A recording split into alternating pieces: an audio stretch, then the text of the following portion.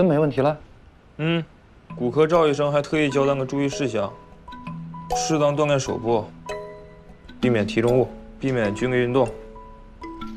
没了。哦，还有一句，祝早日康复。不重要的话别说。老大，我表姐病好了，你怎么看着好像有点不开心啊？是吗？你要不要我再鼓励一次？这我怎么舍得？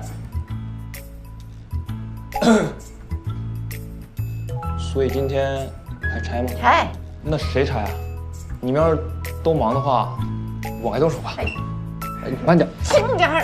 不是也好吗？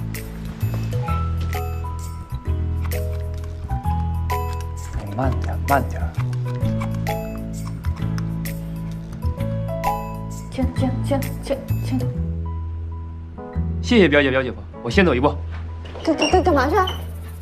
你这还给我啊！你要干什么？又不是你的。从我手上拆下来也不是你的。再说了，你要它干嘛？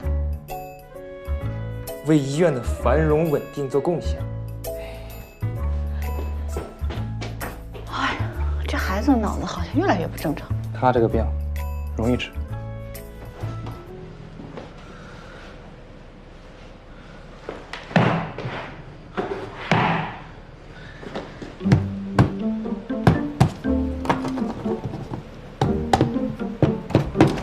你等我拿个病历。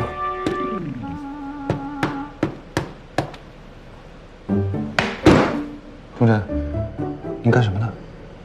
好不容易搞到的签名，你们怎么早不来，晚不来？是算好了时间故意的吗？你拿走我的石膏，就是为了到处炫耀温少卿的签名。不是炫耀，是拍卖。老大的周边在群里火爆到炸，很多人出高价的。你倒是很有商业头脑。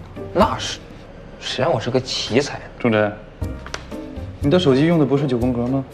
是啊，怎么了？那你不知道奇才跟哪一个词是同一种打法吗？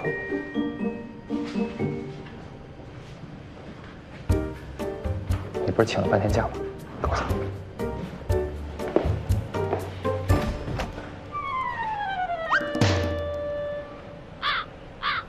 怎么样，合适吗？好看。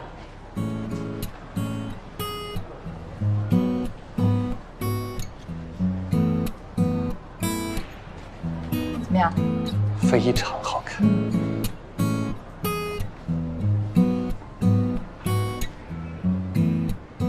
我觉得肩太窄，不合适吗？非常合适。服务员，麻烦把这几套全部帮我包起来。来，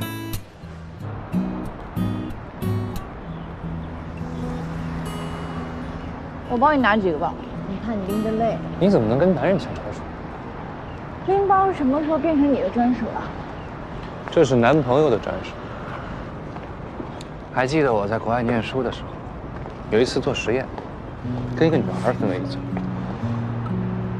什么原因我忘了，反正闹了点不愉快。当时她男朋友特地跑过来向我道歉，说他被宠坏啦，不懂事儿。我当时就好羡慕她。你居然羡慕一个被宠坏的女孩？不是，我羡慕她男朋友。这世界上居然有个人愿意让她这么宠，宠到宠坏的地步。我当时就想，如果能早点找到你就好，就可以把你宠坏，不用再羡慕别人。怎么？战斗快了？才没有。